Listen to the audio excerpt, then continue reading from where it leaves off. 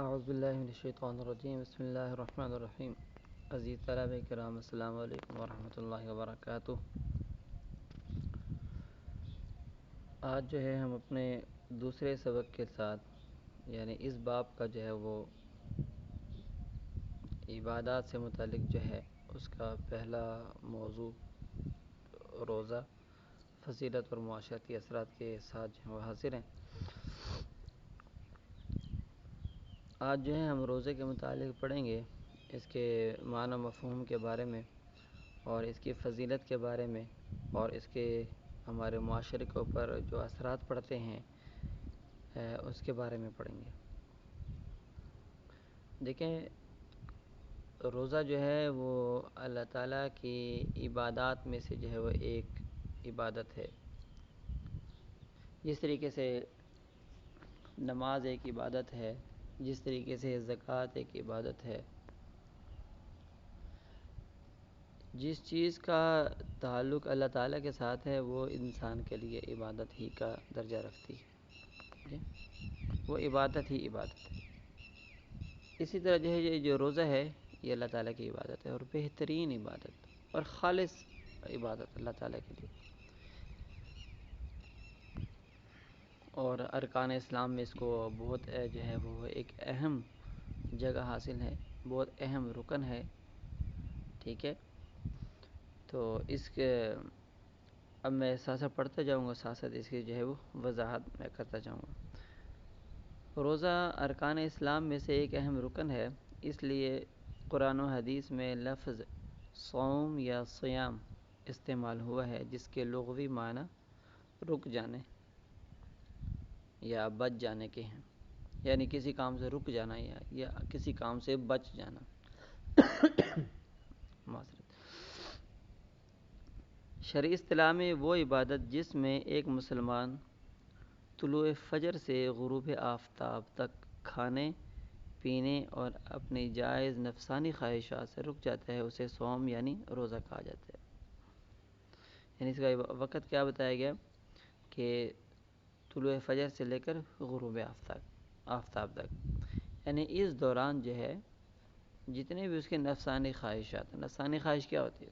یعنی جو خواہش اس کا نفس کرتا ہے، کھانے پینے کے حوالے سے ہے، ٹھیک ہے، یا کسی اور معصیت کی طرف اس کو لے کر جانے کے حوالے سے، یعنی گناہ کی طرف اس کو راغب کرنے کے حوالے سے ہے، یعنی ان ساری چیزوں سے بچے رہنا۔ اور اس کا دوران یہ کیا ہے کہ طلوع آفتاب سے لے کر غروب آفتاب تک، یعنی یہ جو ڈیوریشن بتایا گیا ہے اس دوران جو ہے ان ساری چیزوں سے بچ جانا۔ شرعی اصطلاح کے اندر جو ہے یہ اس چیز سے مراد جو ہے کیا ہے؟ روزہ مراد ہے۔ یعنی شرعی اصطلاح کیا ہوتا ہے؟ یعنی شریعت کے اندر جو اس کا معنی لکھا گیا ہے، یعنی روزے کا جو مفہوم بیان کیا گیا ہے وہ یہی ہے کہ اور شریعت سے مراد کیا ہوتا ہے کہ قرآن و حدیث، یعنی قرآن و حدیث کے اندر روزے کا جو مطلب بتایا گیا ہے وہ یہ ہے کہ ایک مسلمان طلوع فجر سے غروب آفتاب تک کھانے پینے سے رکا رہے اور اپنی جائز نفسانی خواہشات سے رکا جائے، ٹھیک ہے، اسے روزہ کہا جاتا ہے۔ تو دیکھیں کہ یہ جو ابھی پیراگراف پڑھا ہے یہ آپ کا جو ہے وہ سوال نمبر 1 بنتا ہے۔ آپ نے سوال نمبر 1 لکھنا ہے کہ روزے کا مفہوم بیان کریں۔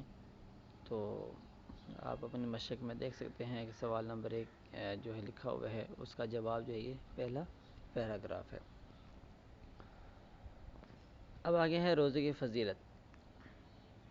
اسلامی عبادات میں روزے کے بہت زیادہ فضائل بیان کیے گئے، واقعتاً بہت زیادہ فضائل۔ رسول اکرم صلی اللہ علیہ وسلم کا فرمان ہے، اذا دخل رمضان فتحت ابواب الجنت وغلقت ابواب جہنم وسلسلت الشیاطین۔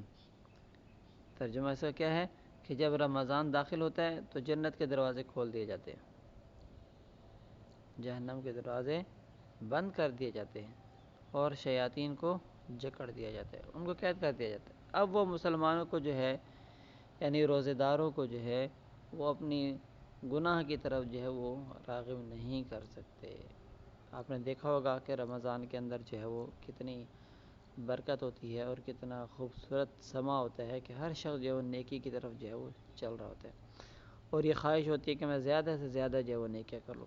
ابھی رمضان گزرا ہے، ابھی شاید 1 ماہ گزرا ہو، تو امید ہے آپ سب نے بھی روزے رکھے ہوں گے۔ اللہ تعالیٰ جو ہے آپ لوگوں کے روزے بھی قبول کرے، آپ لوگوں کی تراویح قبول کرے، اور جو ذکر و اذکار آپ نے کیا اللہ تعالیٰ اس کو بھی شرف قبولیت بخشے۔ تو اللہ تعالیٰ نبی کریم صلی اللہ علیہ وسلم کیا ارشاد فرماتے ہیں کہ جب رمضان داخل ہوتا ہے، یعنی رمضان کا روزہ شروع ہوتا ہے، یا جیسے چاند نظر آ جاتا ہے، تو جنت کے دروازے جو ہے وہ کھول دیے جاتے ہیں۔ یعنی اس ماہ کے اندر پھر جو مسلمان بھی وفات پاتا ہے، وہ اللہ تعالیٰ اس کو جو ہے وہ سیدھا جنت میں اس کو داخل فرماتے ہیں۔ وغلقت ابواب جہنم، اور جہنم کے دروازے کیا ہوتے ہیں، وہ بند کر دیے جاتے ہیں، اور شیاطین کو جکڑ دیا جاتا ہے۔ رمضان المبارک کی سب سے بڑی فضیلت یہ ہے کہ اللہ تعالیٰ روزے دار کو بے حساب اجر و ثواب عطا کرتا ہے، اور ارشاد نبی صلی اللہ علیہ وسلم ہے کہ ابن آدم، یہ نبی کریم صلی اللہ علیہ وسلم کیا ارشاد فرماتے ہیں کہ ابن آدم جو نیک عمل کرتا ہے اس کا اجر اللہ تعالیٰ کے ہاں 10 گنا سے لے کر 700 گنا تک ہو جاتا ہے۔ 10 گنا سے لے کر 700 گنا تک اجر ہو جاتا ہے اس کا۔ اللہ تعالیٰ فرماتا ہے سوائے روزے کے، کیونکہ وہ میرے لیے ہے اور میں ہی اس کا جو ہے وہ اجر یعنی اس کا ثواب دوں گا۔ اللہ تعالیٰ فرماتے ہیں کہ الصوم لی وانا اجزی بہ، کہ روزہ میرے لیے ہے اور میں خود اس کی جزا دوں گا۔ پھر ایک جگہ فرماتے ہیں کہ میں خود اس کی جزا بن جاؤں گا، یعنی روزے دار جب روزے رکھ کے فارغ ہوگا تو میں اس کا ہو جاؤں گا۔ اس کا ہونے سے کیا مراد ہے کہ اللہ تعالیٰ جو ہے اس شخص کو اپنا محبوب بنا لیں گے اور اس کو جو ہے وہ جنت میں داخل فرما دیں گے۔ جنت حاصل کرنے کا بہترین طریقہ اور آسان طریقہ یہ 30 دن ہے یا 29 دن ہے۔ انسان اس کے اندر روزے رکھے، اللہ تعالیٰ کی عبادت کرے، توبہ استغفار کرے، تو انسان جو ہے وہ گناہوں سے ایسے پاک ہو جاتا ہے کہ جیسے اسے نے ابھی جو ہے اپنے والدہ کے پیٹ سے جنم لیا ہو۔ کسی روزے دار کو افطار کرانا بھی بے حد اجر و ثواب کا باعث ہے۔ حضور صلی اللہ علیہ وسلم نے فرمایا جو شخص اس ماہ رمضان میں کسی روزے دار کو روزہ افطار کرائے گا اس کے گناہوں کی معافی ہے اور وہ خود کو جہنم سے بچا لے گا۔ اسے روزے دار جتنا ہی ثواب ملے گا، جبکہ اس روزے دار کے اپنے ثواب میں کوئی کمی واقع نہیں ہوگی۔ اب اس حدیث کو دیکھ لیں اور اس کے پیش نظر ہم جو ہے وہ رمضان میں کوشش کرتے ہیں کہ زیادہ سے زیادہ لوگوں کو روزہ افطار کروائیں، اور یہ بہت اچھی عادت ہے۔ روزہ اور دوسری عبادات میں خاص فرق یہ ہے کہ نماز، زکوٰۃ اور حج کی ادائیگی لوگوں سے چھپ کر نہیں کی جا سکتی، ظاہر سب کے سامنے ادا کرنی پڑتی ہے، لیکن روزہ ایسی عبادت ہے کہ جس میں روزہ دار اور اللہ تعالیٰ کے سوا کسی کو کچھ معلوم نہیں ہوتا۔ کسی کو کیا پتہ کہ یہ شخص جو ہے جو کھانا نہیں کھا رہا، یا بیماری کی وجہ سے نہیں کھا رہا، یا روزے کی وجہ سے نہیں کھا رہا، اگر کہیں چھپ کر کھا بھی لے تو کسی کو کیا پتہ چلتا ہے۔ اس لیے روزے کا معاملہ جو ہے وہ اللہ تعالیٰ اور روزے دار کے درمیان ہوتا ہے۔ روزہ دار چاہے تو چھپ کر کھا پی سکتا ہے، مگر وہ صبر سے کام لیتا ہے، کیونکہ اسے اللہ تعالیٰ سے اجر کی امید ہوتی ہے۔ یہاں پر یہ آپ کا ایک اور سوال بنتا ہے کہ روزے کی فضیلت بیان کریں، تو اس کے اندر جو ہے یہ آپ نے یہاں سے شروع کرنا ہے، جہاں سے ہیڈنگ شروع ہوتی ہے اسلامی عبادات میں روزے کے بہت زیادہ فضائل بیان کیے گئے ہیں، یہاں سے شروع کرنا ہے، یہ حدیث کا ترجمہ لکھنا ہے، اور اس کے بعد جو ہے اس سے اگلا پیراگراف لکھنا ہے، اور پھر اس سے اگلے پیراگراف میں سے یہاں تک یعنی 3 لائنیں جو ہیں اس کی، جو تیسری لائن میں ہے ثواب ملے گا، جبکہ اس روزہ دار کے اپنے ثواب میں کوئی کمی واقع نہیں ہوگی، یہاں تک جو ہے آپ نے سوال کا جواب لکھنا ہے۔ اپنے 2 سوالات اپنے مکمل کرنے ہیں، اس کو خوش خط طریقے سے لکھنا ہے، اور آپ نے جو ہے اس کو بھیج دینا ہے۔ کوشش کیا کریں کہ آپ کی پریزنٹیشن اچھی ہو، حاشیہ اچھے طریقے سے لگا ہوا ہو، ایک لائن میں ہیڈنگ دیں، اس سے اگلی لائن سے ہے وہ میں جو ہے پھر وہ سوال لکھیں، اور سوال لکھنے کے بعد پھر نئی لائن سے جو ہے وہ جواب شروع کریں۔ وآخر دعوانا الحمدللہ رب العالمین۔ السلام علیکم ورحمۃ اللہ۔